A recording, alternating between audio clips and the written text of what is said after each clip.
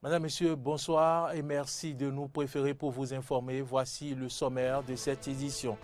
Le Conseil des ministres s'est réuni ce mercredi 3 février 2021 sous la présidence de Patrice Talon, président de la République.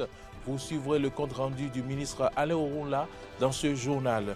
Le ministre de la Santé met en garde contre les faux tests de dépistage à la COVID-19. Il a rencontré ce mardi les agents de la santé en service sur les 3 sites de dépistage à l'aéroport de Cotonou. L'Italie s'enlise dans la crise politique. La démission du Premier ministre Giuseppe Conte la semaine dernière laisse un pays sans gouvernement. Voilà pour le sommet de cette édition. Le développement, c'est maintenant.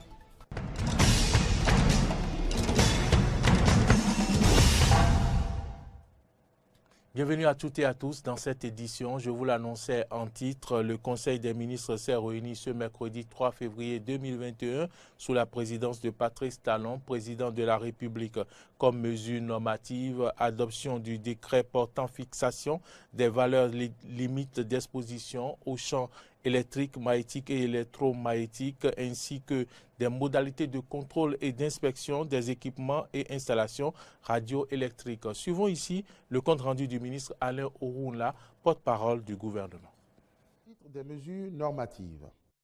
Adoption du décret portant fixation des valeurs limites d'exposition aux champs électriques, magnétiques et électromagnétiques, ainsi que des modalités de contrôle et d'inspection des équipements et installations radioélectriques.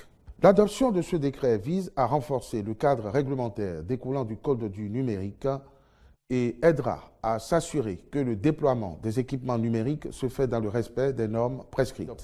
Le Conseil a par ailleurs adopté le décret portant nomination des membres du Conseil d'administration du service d'aide médicale d'urgence du Bénin. Au titre des communications, approbation du document de politique nationale de gestion des changements climatiques. Ces changements climatiques ont des impacts qui se caractérisent, entre autres, par une dégradation des ressources naturelles, le déplacement des populations, les perturbations des activités économiques, agricoles notamment, avec des coûts économiques et sociaux de plus en plus élevés. Réalisation d'une mission de relevé d'état des lieux et de diagnostic pour des travaux de rénovation des principales infrastructures administratives situées le long de l'avenue Jean-Paul II à Cotonou. En vue d'optimiser les travaux en cours autour du boulevard de la Marina, il est envisagé, entre autres, la rénovation des bâtiments abritant le palais de justice, la cour d'appel, les tours administratives, le ministère des Affaires étrangères et de la coopération, le ministère de l'Industrie et du Commerce, le ministère du Plan et du Développement, le ministère de l'Économie et des Finances, la Direction générale du Trésor et de la comptabilité publique. Le relevé de l'état des lieux ainsi que le diagnostic dont ils feront l'objet permettront d'intervenir au plan architectural en vue d'une harmonisation globale avec les nouvelles infrastructures en cours de réalisation dans la zone, sans compter la prise en compte des améliorations attendues au niveau de la consommation en énergie électrique. Contractualisation pour la mise en œuvre de mesures urgentes de soutien à un agropastoralisme apaisé au titre de la campagne de transhumance nationale 2020-2021. C'est pourquoi, au titre de la campagne en cours, le Conseil a marqué son accord pour des mesures urgentes visant à atténuer la récurrence de ces antagonismes.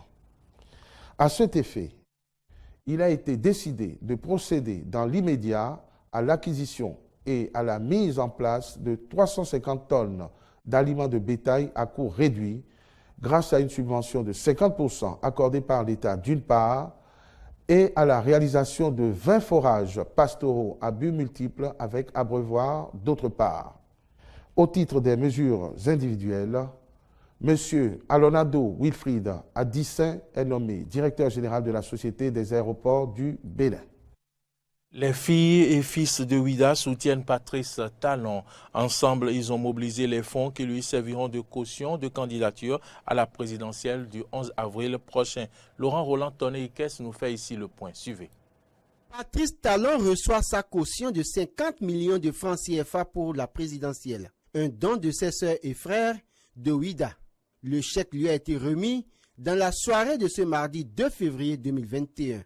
Aux frères de Ouida, renouvelle par ma voix leur engagement à vos côtés pour cette si belle dynamique insufflée et qui propulse résolument le développement de notre nation, le Bénin.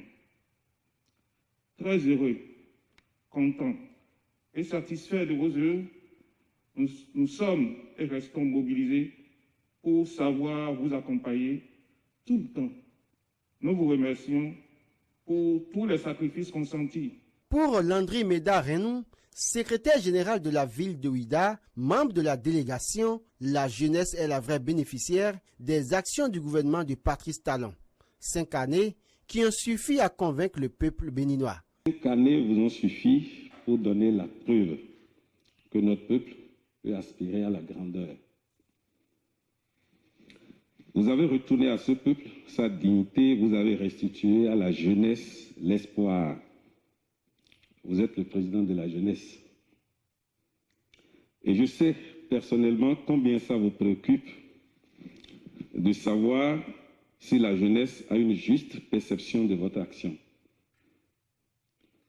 Parce qu'on ne le dit pas assez, la jeunesse de ce pays est en réalité la vraie bénéficiaire de votre gouvernance. Patrice Talon, honoré par ce geste de la communauté de Ouida, leur exprime sa fierté. Je suis fier d'être votre fils. Vous savez combien je suis fier d'être votre frère. Vous savez combien je suis fier d'appartenir à cette communauté. Et combien je voudrais tout faire, donner le meilleur de moi-même pour mériter votre confiance, pour mériter votre fierté à mon égard. Cette démarche, au-delà de la valeur matérielle qu'elle comporte, est également pour moi le signe de la fierté, de la confiance, mais surtout la manifestation de votre exigence d'une sortie honorable à la fin. Les dépôts de déclaration de candidature pour la présidentielle lancés le lundi 1er février par la Commission électorale nationale autonome prendront fin le jeudi 4 février. Il ne reste qu'à Patrice Talon de mobiliser les pièces à fournir et les parrainages requis afin d'être prêt. Je vous l'annonçais en titre, le ministre de la Santé a rencontré ce mardi les agents de santé en service sur le site aéroportuaire de dépistage de la COVID-19. Il lui est revenu que certains agents délivrent de faux tests négatifs aux voyageurs. L'objectif de cette rencontre est de mettre en garde ces personnels de la santé. Suivez. Le ministre de la Santé, Benjamin Rumpati, met en garde les agents en service sur les sites aéroportuaires de dépistage de la COVID-19. Certains de ces agents n'ont trouvé mieux à faire que d'aider les voyageurs à avoir de faux tests de COVID-19. Je voudrais également vous dire combien j'ai eu le cœur meurtri, combien j'ai souffert dans ma chair et dans mon âme lorsqu'il m'a été donné de constater depuis quelque temps que des voyageurs font usage de faux tests de COVID-19 avec la complicité avérée de certains acteurs du système sanitaire et surtout du système aéroportuaire sur lequel vous intervenez. Une situation qui a d'ailleurs entraîné la condamnation d'un des agents du site VIP à 24 mois d'emprisonnement ferme. Et ce n'est pas tout. Selon Benjamin Rumpati, ces sites sont devenus des sites de marchandage, de rançonnement, de mauvaises pratiques dans l'optique de délivrer de faux résultats négatifs. C'est le rendu de faux résultats négatifs, avec comme corollaire le voyage de sujets positifs à bord de moyens de transport en espace confiné où on enlève les masques, où on s'alimente, où on court le risque de contaminer des centaines de personnes. C'est irresponsable, c'est criminel. Heureusement, ce n'est pas l'ensemble des acteurs qui se livrent à ce genre de déviance.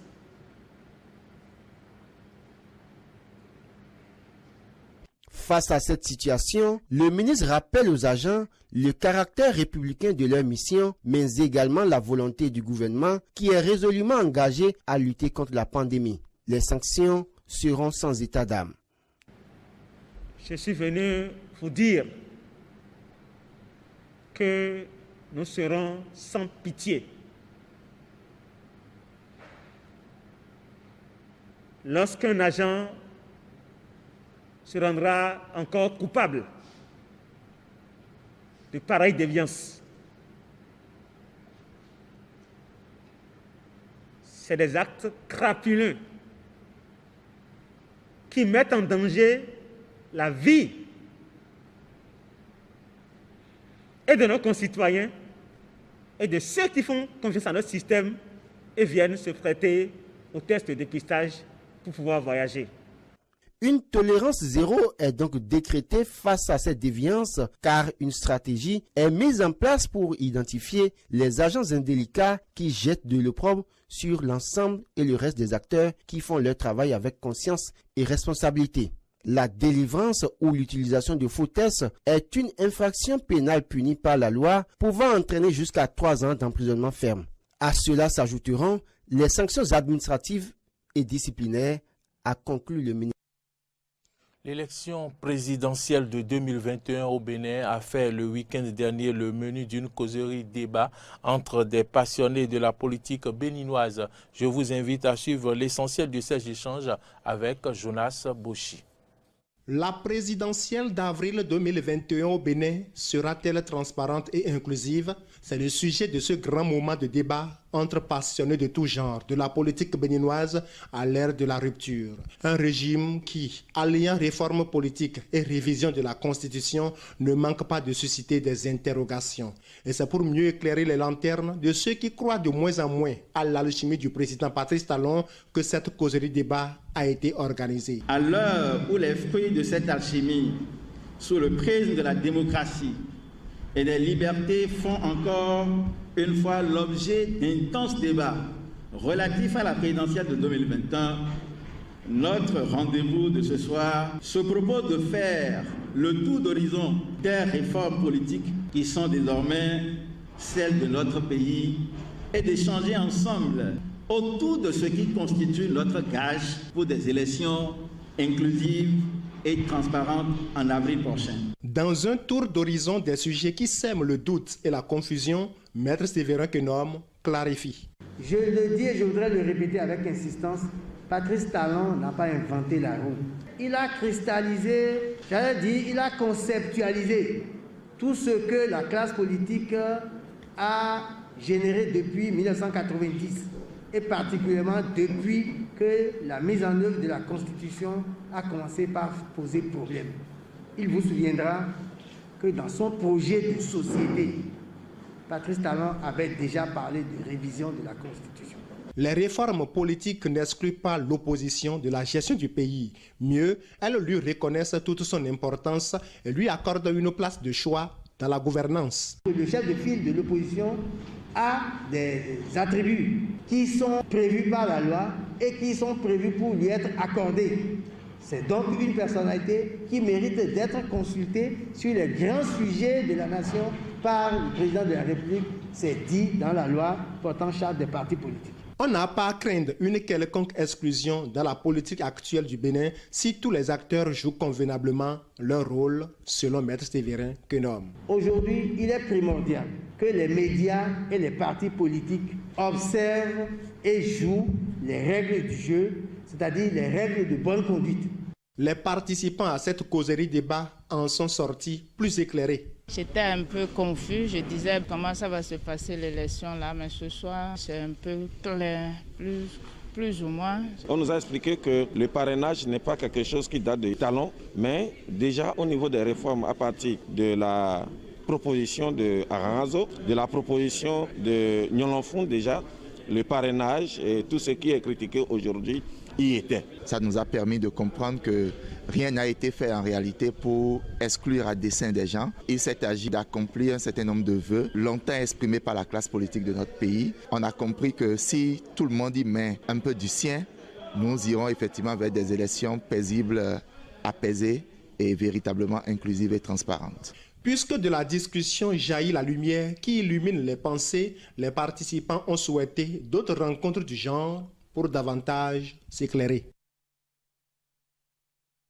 L'usage de la chicha est désormais interdite dans le département du Koufo. Le préfet du Koufo l'a fait savoir ce lundi aux unités de la police républicaine du département. Suivez ici un extrait des propos du préfet Christophe Mengbedi. Il est au micro de Jonas Bouchi.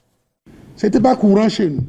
Depuis qu'on a interdit la consommation du narguilé et de la chicha, les gens voient tout ici. Et maintenant, dans les restaurants, les buvettes, on utilise toujours le même embout. Hein? Même raccord embout là qu'on met. Ils font semblant de nettoyer avec leur chiffon. Et ils envoient dans leur bouche. Et à tour de rôle. Mais ce qu'ils font là, ça ne sécurise pas les parents, les jeunes. C'est pour cela que nous avons réfléchi ensemble et un arrêté a été pris. Pour bien sûr couvrir nos éléments républicains qui vont agir en permanence et partout. Nous demandons votre présence sur le terrain. Parce que vous ne voulez pas que nos parents tombent malades. Nous sommes là pour assurer leur sécurité. Nous sommes là pour faire en sorte qu'ils soient en bonne santé.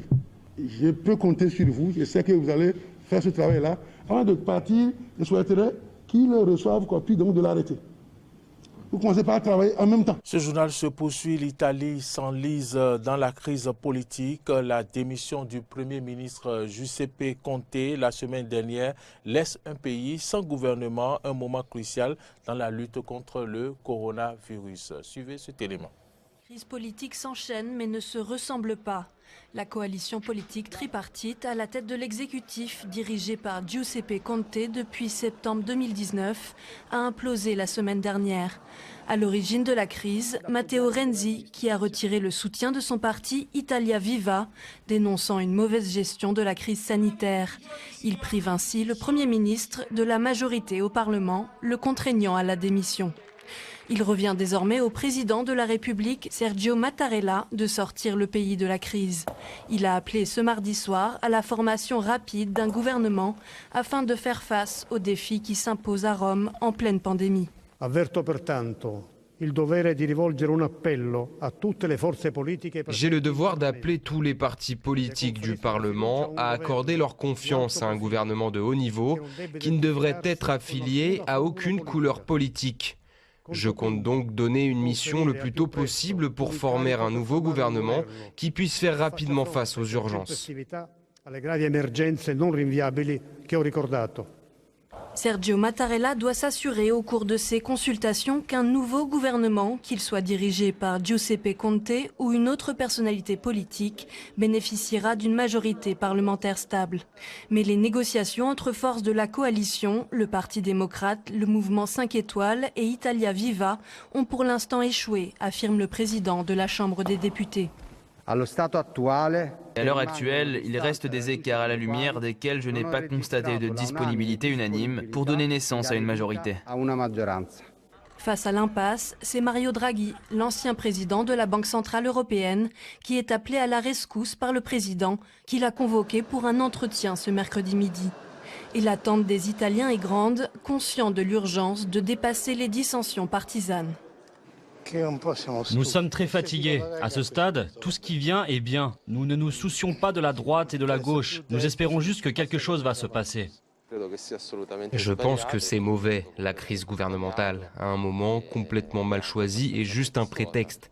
Nous devons espérer, sans être nécessairement des partisans du gouvernement actuel, que la crise se termine, que l'Italie puisse avoir une certaine stabilité pour faire face à l'épidémie.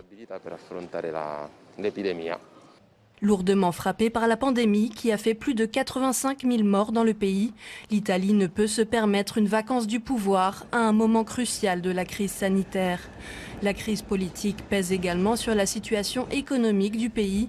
Sans exécutif, l'Italie, principale bénéficiaire du plan de relance européen, pourrait se trouver dans l'incapacité de le mettre en œuvre, ce qui la priverait ainsi d'un secours important pour se sortir de cette crise multiforme. Le chef de l'État français a pris la parole ce mardi. C'était à l'issue d'une réunion avec les responsables du secteur pharmaceutique. Emmanuel Macron s'est prononcé sur la stratégie vaccinale en France. Suivez. Les Français qui le souhaitent, vacciner à l'été 2021, aider à vacciner les pays les plus pauvres en leur fournissant des doses. Telles sont les intentions partagées par Emmanuel Macron ce mardi soir lors d'une prise de parole en direct. Il promet aussi une accélération de la production. Aujourd'hui, ce qui nous contraint, c'est l'accès aux doses. Et donc, ce qu'il faut réussir à mobiliser, ce sont tous les laboratoires qui permettent de produire ces vaccins homologués par nos autorités sanitaires pour le plus vite possible acquérir le maximum de doses en toute sécurité. Et pour cela, le gouvernement a identifié 4 sites sur le sol français capables de produire des doses de vaccins. En Eure-et-Loire, Delpharm produira le vaccin de Pfizer-BioNTech. En Indre-et-Loire, Recipharm produira celui de Moderna. Dans le Val-de-Marne, où Sanofi produira un vaccin quand il sera disponible. Dans l'Eure et à Pau, Fareva aidera à la production du vaccin allemand CureVac, bien qu'il ne soit pas encore homologué. Un projet qui devrait débuter d'ici la fin du mois, mais ces laboratoires pharmaceutiques ne produiront pas l'intégralité des doses en raison de contraintes liées à la propriété intellectuelle.